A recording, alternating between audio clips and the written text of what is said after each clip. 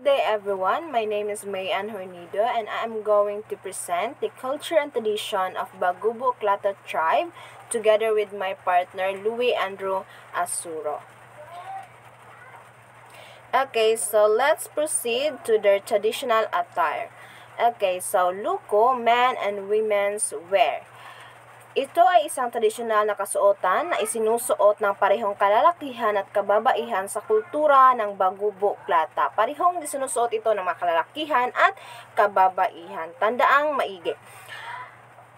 Karaniwan itong isang damit na may maikling manggas o short sleeve at may detalyadong disenyo. Kadalasan ay may mga makukulay na burda at mga kwintas o beadwork. Ang mga disenyo at borda na matatagpuan sa luko ay hindi lamang dekorasyon. Hindi lamang ito isinusuot ng basta-basta. Ito ay nagsisibing simbolo ng kalagayan, status ng isang taong nagsusuot or identidad ng taong sumusuot ng luko na attire. Halimbawa, ang partikular na mga disenyo at kulay ay maaaring magpahiwatig ng katayuan ng isang tao sa kanilang komunidad o pamilya, tulad ng kanilang mga pinuno o mga mandirigma. Ang luko ay hindi lamang isang damit, kundi isang simbolo ng kultura at tradisyon ng Bagubo Klata. Makikita rito na ang kasuotan ay may malalim na kahulugan at may papel sa pagpapakita ng mga sosyal na ugnayan at pagkakakilanlan sa loob ng kanilang komunidad. Hindi lamang basta-basta ang isinusuot ang luko na kasuotan ng mga babae at lalaki sa Bagubo Klata na mga tribo. Ito ay may dahilan at may mga purpose na kanilang pagsusuot. Punta naman tayo sa kanilang paniniwala at ritual.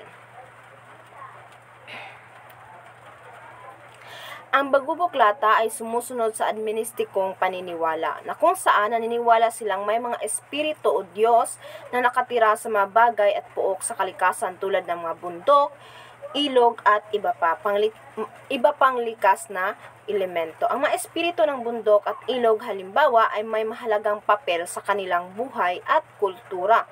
Sinasamba at iginagalang nila ang espiritu ng kalikasan dahil sa paniniwala nilang may kakayahan ang mga ito na magbigay o magdala ng swerte sa kanila.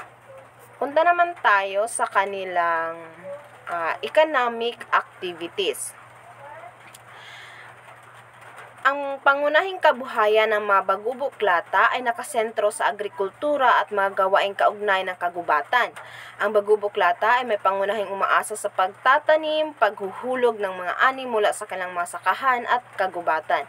Kabilang sa kanilang mainaani ang mga gulay, mga punong prutas tulad ng durian, mangustin, rambutan at lansones, pati na rin ang mga ugat ng halaman o root crops. Ang mga prutas na nabanggit ay ilan sa makilang tanim sa kanilang lugar na hindi lamang nagsisilbing pagkain kundi pati na rin bilang bahagi ng kanilang kabuhayan.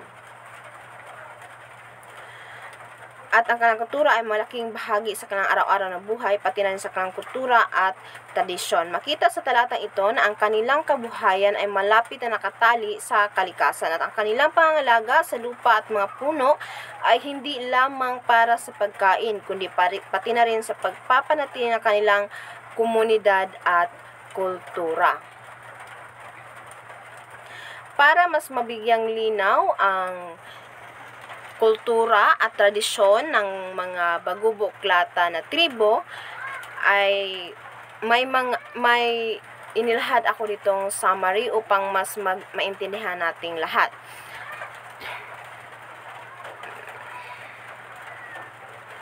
Ang kahusayan ng mga Bagubo Klata sa paggawa ng mga tela at kasuotan mula sa mga likas na materyales tulad ng balat ng puno at mga dahon, ang mga Bagubo Klata ay may malalim na kaalaman at kasanayan sa paghahabi o paggawa ng makulay at detalyadong kasuotan gamit ang mga natural na bagay na matatagpuan sa kanilang kapaligiran. Ang balat ng puno, halimbawa, pinoproseso at ginagamit bilang material para sa paghahabi ng mga damit, habang mga dahon ay maaaring gamitin din sa paggawa ng mga tela. At yun lamang po ang aking parte sa pag-uulat na ito.